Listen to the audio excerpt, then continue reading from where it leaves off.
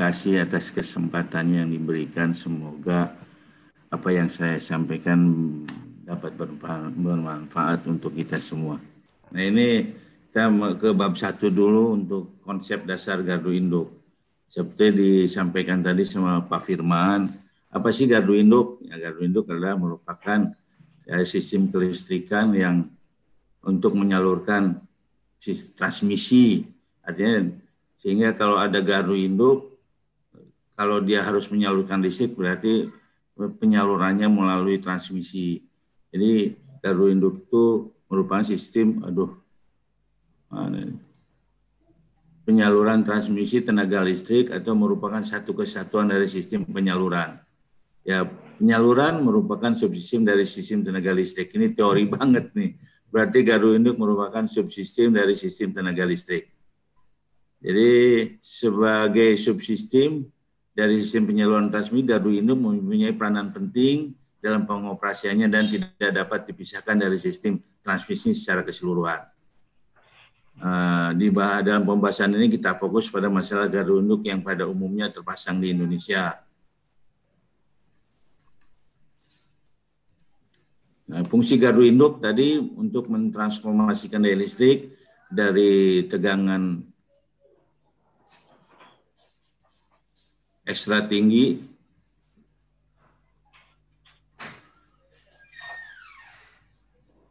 ke tegangan tinggi. Kalau biasanya kalau di gardu ini disebut IBT, interbus transformer namanya.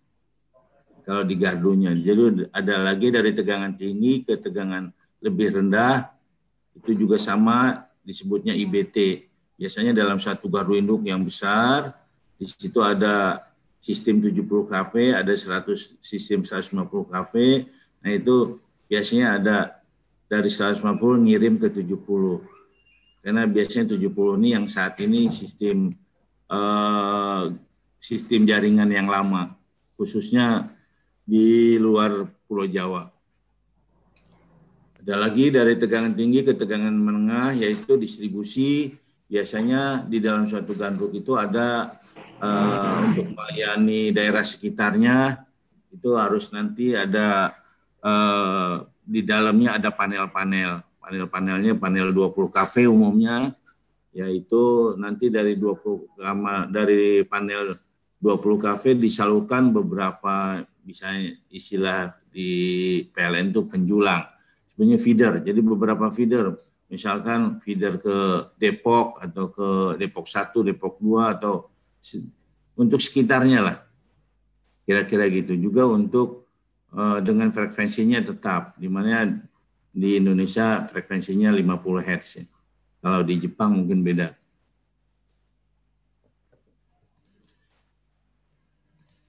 Jadi untuk pengukuran juga ya, pengawasan operasional serta pengawasan dari sistem. Jadi dia di dalam gardu itu ada istilahnya panel proteksi atau panel sama panel kontrol. Jadi untuk mengukur berapa di situ yang ada dayanya yang bisa nanti disalurkan, itu di sini nanti ada biasanya dalam ampere atau dalam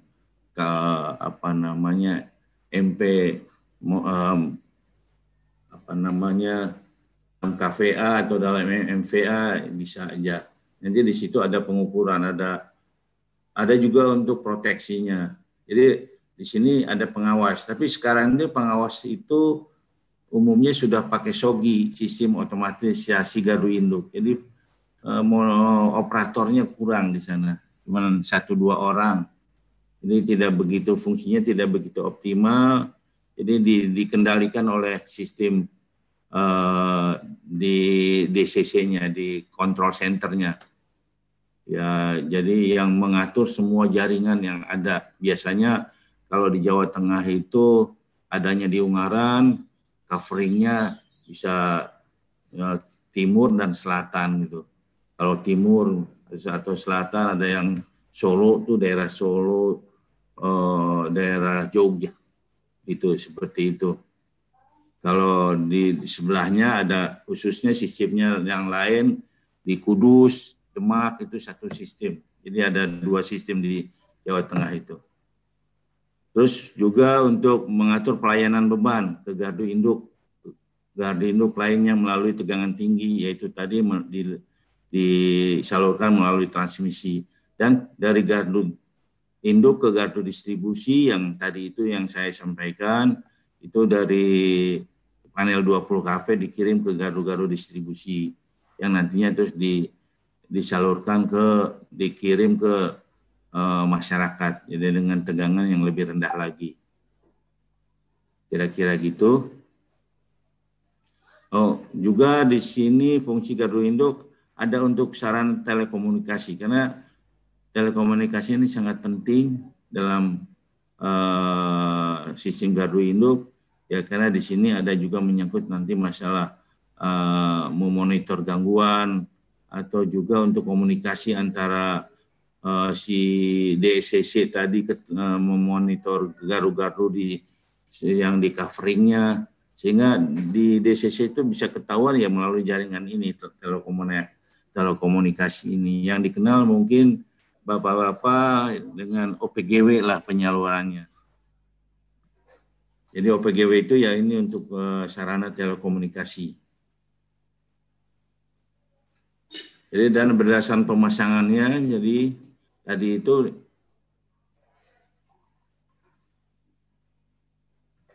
berdasarkan tegangan tadi sudah, terus yaitu tadi maaf nih ada jadi di dalam gandrung di GI itu sekarang tegangan tinggi ada 2, JTED sama GI. Kalau JTED itu udah yang 500 kV ke atas, 2275 ke atas sampai 500 kV. Kalau yang GI 170 sampai 150 kV. Kayak gitu. Jadi tadi sudah untuk besaran tegangan, terus pemasangan peralatan. Pemasangan peralatan di gardu induk pasangan itu ada 2, pasangan luar sama pasangan dalam. Kalau pasangan luar itu seperti yang kita lihat yang di Cililitan itu namanya ya pasangan sistem konvensional. Kalau pasangan dalam itu pakai GIS, jadi gas isolated switchgear. Ini antara 2 sistem ini ada keuntungan dan kerugiannya. Jadi masing-masing ada nanti di sini bisa dijelaskan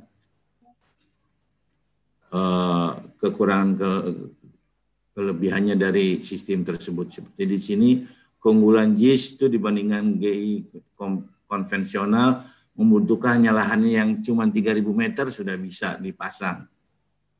Jadi sedangkan itu 66% dari GI konvensional. Kalau GI konvensional itu sangat besar, luas. Terus 2 mampu menghasilkan kapasitas daya yang besar, bisa 3 kali 60 MVA. Semalah bisa ditingkatkan sampai 3 kali 100. Jumlah penyulang atau feeder-feeder sebanyak 24 penyulang, yaitu yang sistem 20 kV.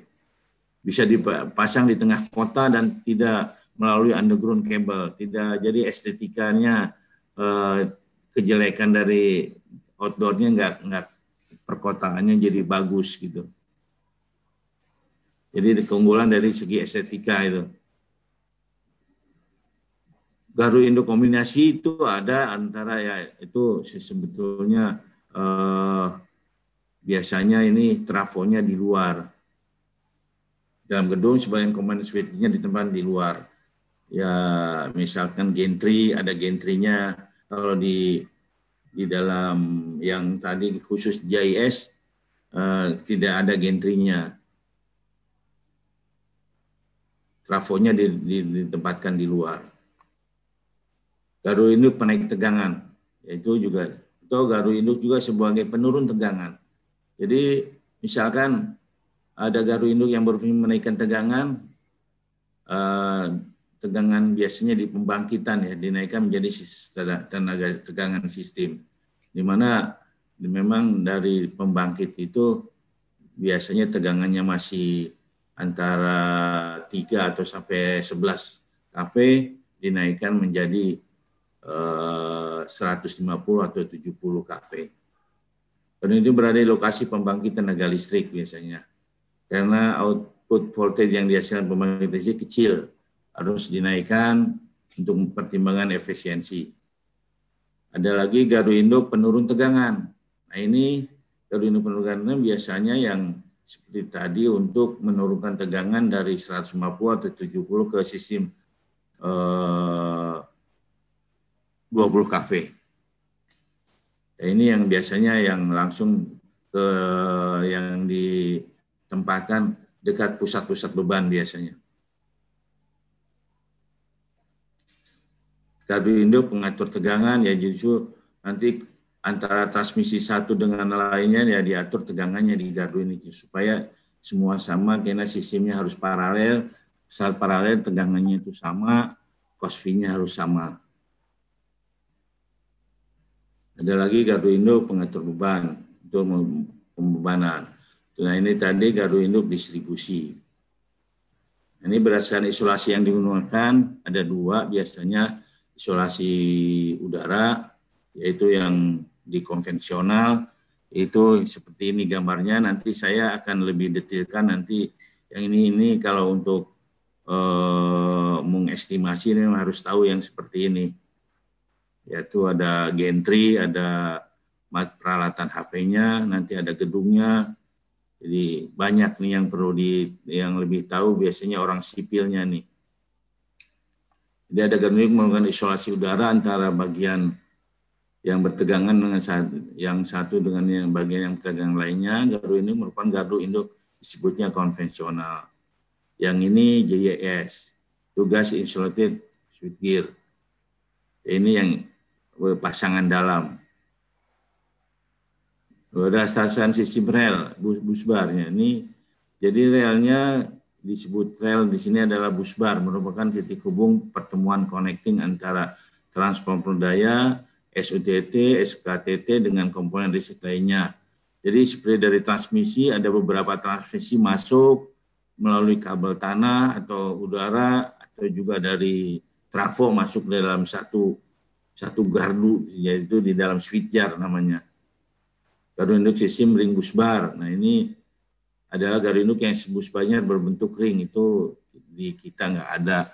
Pada gardu induk jenis ini semua rel busbar yang ada disambung terhubung satu dengan lainnya membentuk ring cincin, jadi melingkar gitu Pak, dari gardu 1, gardu 2 ada itu ring sistem. Ada lagi gardu induk sistem single busbar. Ini seperti ini single busbar. Jadi komponennya busbarnya hanya satu. Jadi yang satu ini disebutnya line B, yang di sini trafo B. Jadi di sini gardu induk sistem double, ada lagi ini single busbar, ada lagi single busbar. Single busbar yang umum sudah di kita di Indonesia, di Jawa, ya sistem yang gardu-gardu itu pakai ini. Itu misalkan ini rel 1, rel 2 ini bisa bekerja bisa bareng atau juga bisa bergantian. Itu tergantung operator yang mengoperasikannya. Jadi ini antara busbar 1, busbar itu diatur oleh operator. Nah, jadi seperti inilah bentuknya. Ya kalau ada trafo B bisa 1, bisa 2, PMT couple yaitu coupler B, ada lagi di sini ya ini line B disebutnya. Line B ini dari transmisi, kalau trafo B dari trafo. Kalau dari pembangkit jadi naik, kalau dia masuk ke 20 kV jadi penurun. Ya ini untuk mengatur couple 1, couple 2 jadi PM couple. Ini gambar sistem untuk double busbar. Ada lagi disebut 1,5 CB. Ini lebih kompak lagi, tapi umumnya ini dipasang di pembangkit. Jadi kalau di pembangkit ini dipasang seperti ini. Jadi disebutnya 1,5 CB itu antara ini ada CB3 bisa bergantian, 1 ini 2 ini di sini jadi ini jadi satu section ini bisa dipakai 2 fungsi.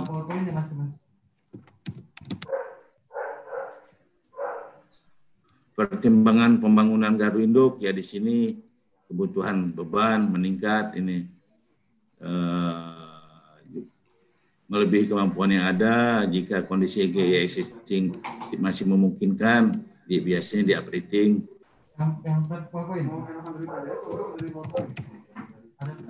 Adanya pembangunan infrastruktur sehingga dibuat bisa gardu induk dan sebagainya. Jadi kalau masih kemampuannya sudah tidak membandai, dibuat GI baru. Ini JIS juga secara prinsip lalu dipasang JIS sama dengan peralatan yang dipakai GI konvensional, secara fungsinya sama tapi dia dalam satu paket. Ini biasanya dipakai JIS ini untuk di perkotaan. Ya, pertimbangan di JIS itu pakai gasnya gas SF6 namanya, yaitu alasan kenapa pakai gas SF6 yaitu tadi kekuatan elektriknya tinggi, yaitu tekanan udara 0 sampai 2,5 di elektrik udara, tidak mudah terbakar, tidak bau dan sebagainya. Dipasang JIS yang terpasang di Indonesia banyak di Jakarta, Pak, khususnya di Pulau Jawa, karena di Jakarta ya seperti ada yang di Semanggi, ada yang di Kebon Siri dan sebagainya. Nah ini biasanya yang di Jakarta ini nanti untuk transmisinya pakai kabel SKTT, kabel tanah. Ya, selanjutnya 2 bagian-bagian sipil dan mekanikal gardu induk. Nah ini di dalam spread tadi di gambar wiring diagram ada transformator daya, ada CB, ada DS, ada kapasitas voltage transformer, ini yang berhubungan dengan tegangan, ada current transformer yang untuk memonitor arus, ini ada untuk lighting arrestor untuk anti petir, untuk menahan petir, potential transformer juga untuk, kalau CVT ini biasanya kalau dulu itu ya ini berdasarkan kapasitansi lah. Biasanya di sini ada dipasang PLC yang untuk komunikasi. Ada lagi potential transformer, biasanya ini di antara rel 1, rel 2 nih. Jadi di busbar 1, busbar 2 dipasang PT untuk. Terus ada lagi potential device, ada lagi dan lain-lain. Terus kabel, ada GOT, yaitu kabel trennya, ukurannya ada yang diameter 2, yang D50, 300 sampai 1200 dan 1500, tergantung kebutuhan. Umumnya yang dipasang itu 600 sampai yang 1200. Kalau yang kecil biasanya pakai semacam buis beton itu. Ini untuk kabel dak itu untuk untuk menggait ke kabel ke arah control room dari switchgear. Nanti gambarnya ada switchgearnya, komponen mekanikalnya, ada yang disebut serandang. Serandang itu ya tadi untuk dudukan busbar. Jadi serandang itu buat dudukan busbar. Terus ada lagi serandang pos sama serandang peralatan, ada serandang BIM. Jadi pos dan BIM itu semacam tower. Pos itu semacam tower, BIM-nya itu yang dudukan, yang menghubungkan pos ke pos sistem. Di gambar tadi sudah diperlihatkan di awal, ada seperti tower gitu. Terus ada rak kabel dan platform desk, itu biasanya di kabel trans ini ada di dalamnya. Platform desk itu untuk menutup kabel trans yang tadi yang ini. Yang D250 ini nanti ditutup dengan platform desk. Atau biasanya ada lagi tidak platform desk tapi pakai konkrit untuk got kabel sama pagar keliling.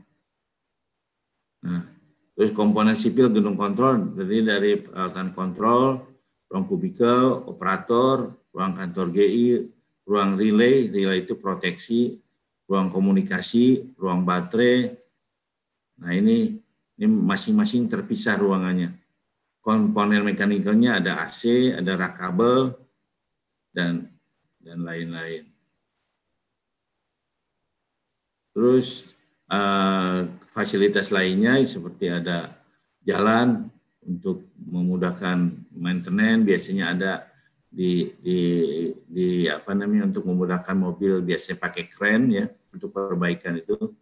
Jalan masuk ke GI, jalan di sekeliling gedung kontrol, pagar keliling harus ada. Pagar tuh biasanya ada 2, pagar dalam sama pagar luar. Terus tempat parkir ya ini sarana biasa. Saya kira itu fasilitasnya. Terus sekarang komponen bagian listriknya adalah bagian switchgear.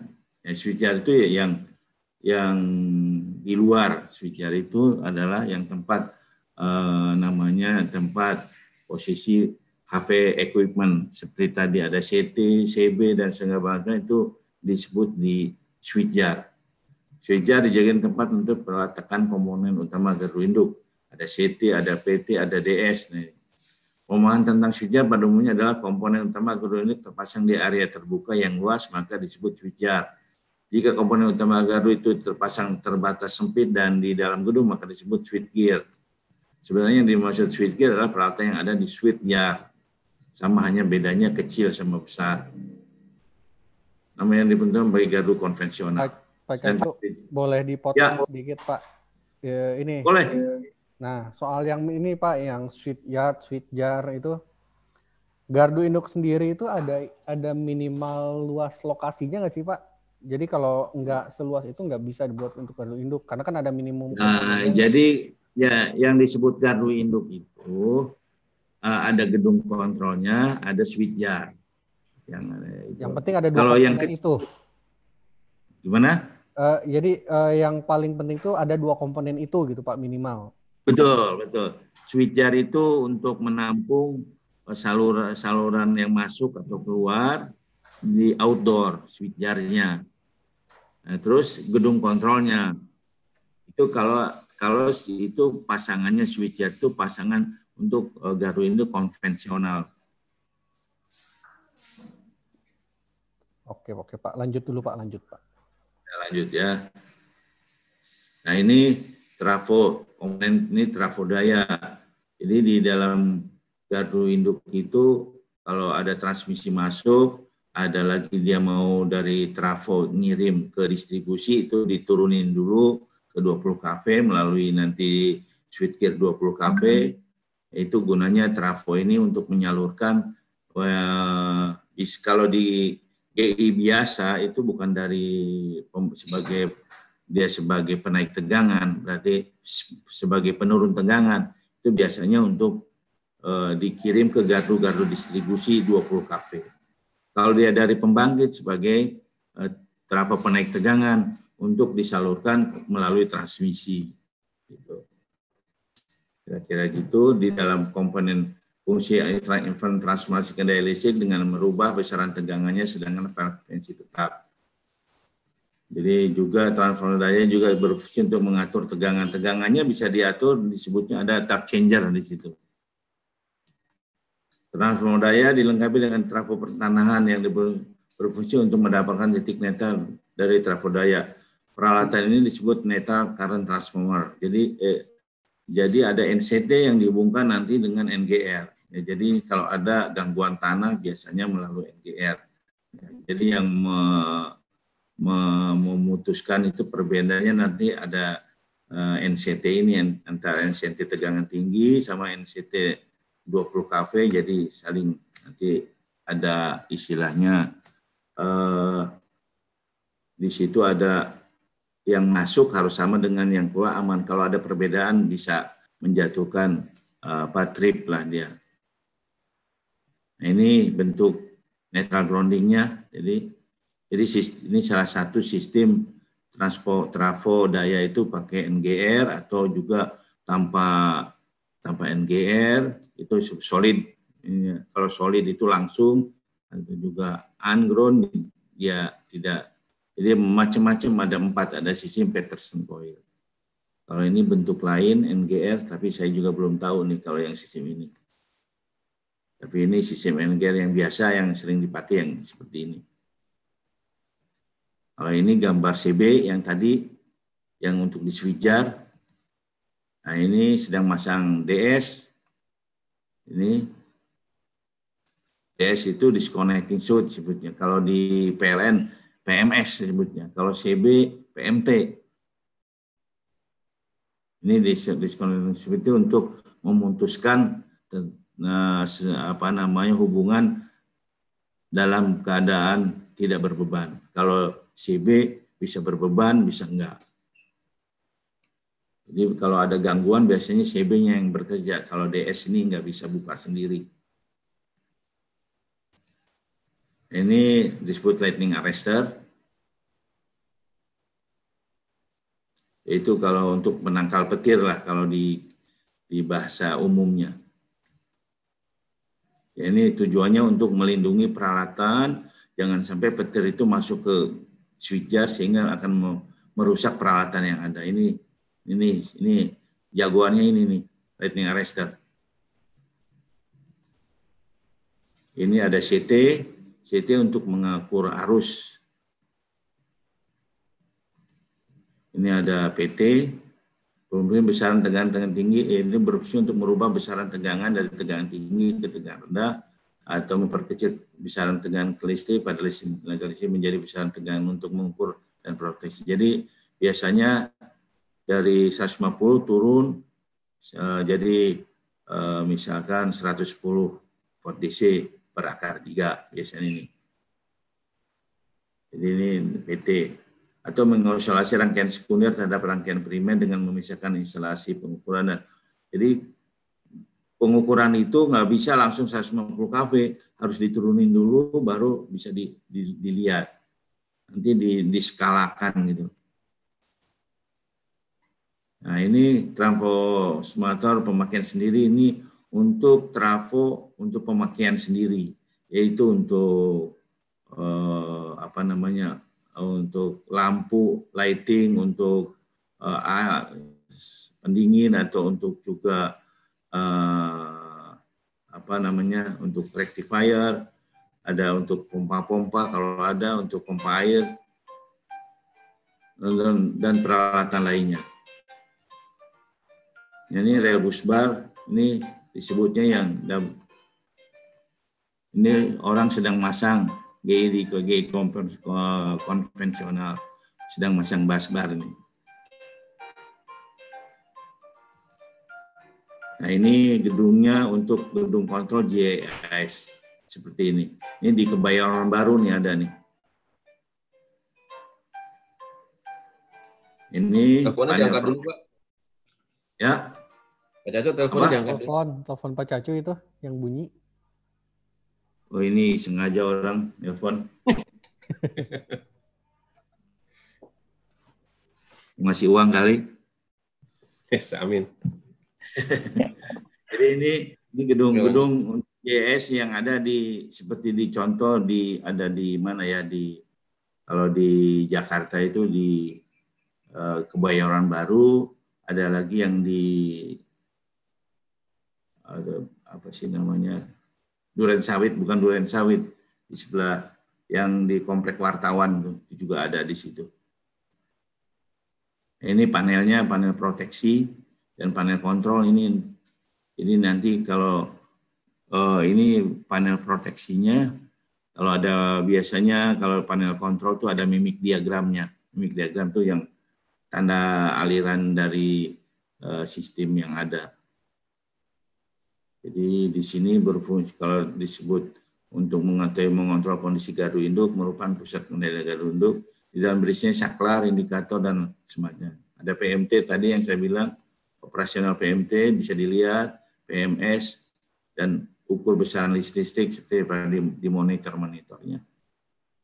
Kira-kira begitu. Nah ini juga ini panel proteksi. Nah, ini. Jadi tidak ada kalau ada mimik diagramnya itu biasanya panel kontrolnya, kalau tidak ada ini panel proteksi. Jadi ini dalam satu ruangan dua itu. Jadi panel proteksi dan panel kontrol itu dalam suatu ruangan. Jadi ini di sini untuk ini panel itu terdiri dari tadi ada untuk transmisi line relay, jadi untuk menjaga transmisi jangan sampai supaya kalau ada gangguan dia bisa ini untuk memutuskan. Jadi ada panel kontrol ini ada untuk trafo, ada untuk transmisi, ada untuk coupler, untuk busbarnya. Jadi busbar protection namanya. Ya, ini baterainya kayak gini pasangannya. Baterai ini baterai cair, ada juga bisa baterai kering, ya. Jadi kenapa butuh baterai? Ada listrik, ada baterai. Nah, baterai ini bisa untuk alat-alat yang seperti ada 48 volt DC, ada 110 volt DC. Kalau yang 110 volt DC biasanya untuk menggerakkan DS. Ada disconnect, buka tutupnya pakai arus DC.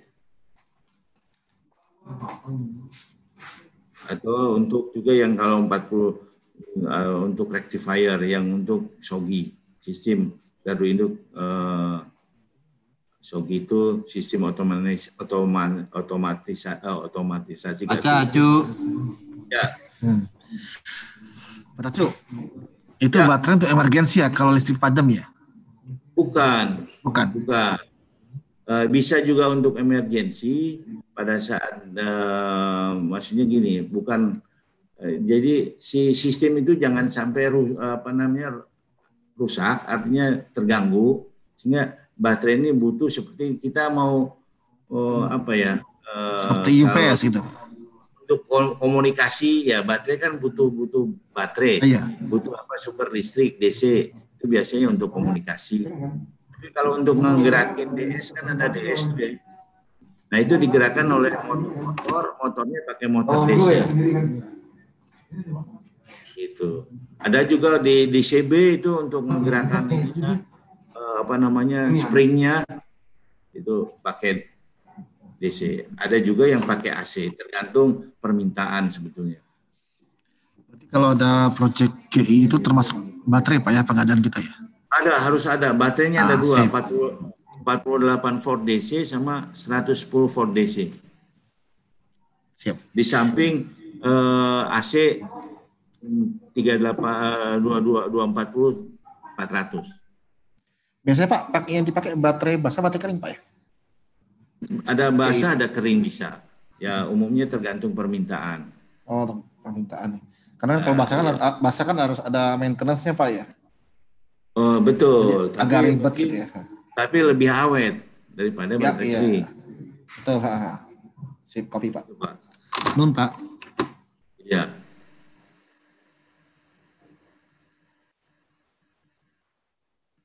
Nah ini 20 kafenya, ini satu ruangan 20 kafe.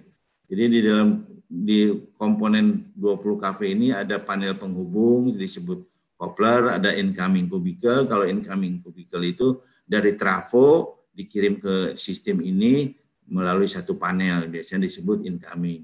Terus ada circuit breaker, ada current dan ada current transformer. Itu ada di dalamnya. Biasanya di incoming itu ada CB, semua ada CB. Kecuali mungkin untuk PS, CB-nya dari sini dikirim ke trafonya, biasanya dia nggak draw out. Kalau ini sistem biasanya semua sistem draw out, bukannya ditarik. Jadi nggak pakai ini sistemnya dibukanya dipakai ada handle-nya, buka tutupnya. Ada komponen proteksi untuk pengukuran, ya untuk tegangannya di sini ada khusus, ada bus section.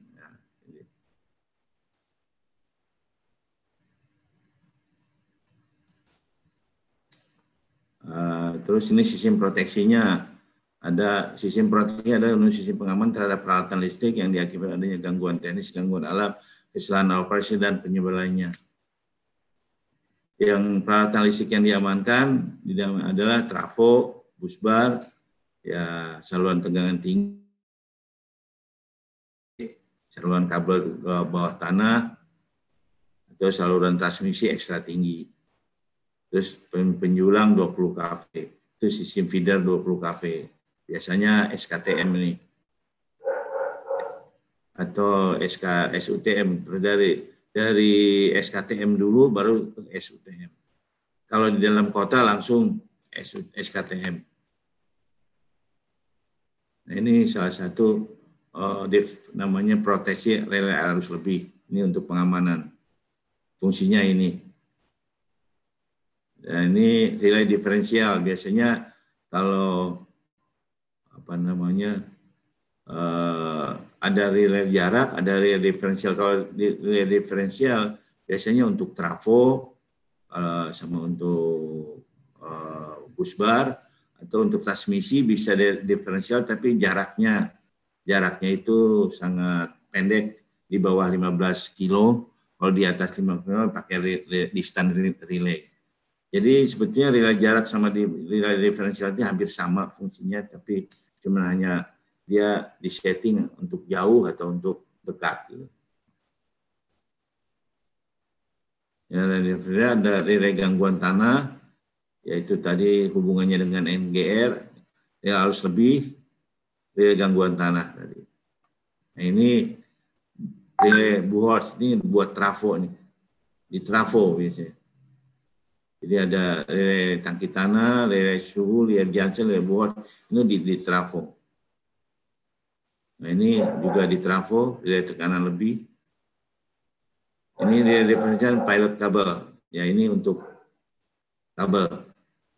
Itu relay jarak berfungsi, relay diferensial pilot kabel untuk SKTT, SKTM ini pakai. Kalau ini relay arus lebih disebutnya directional relay. Jadi macam-macam relay, tapi yang jelas utama arus tegangan kan itu.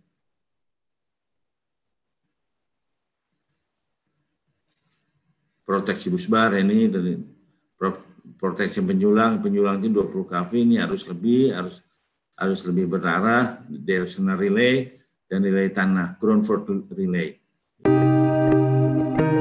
Komponen listrik penunjang, ada konduktor, ada kabel skun, ada ground rod, ada GSW, ada kabel kontrol. Yaitu kabel kontrol biasanya pakai NYY atau umumnya pakai NYCY. Yang sering dipakai itu NYCY atau NYFTY.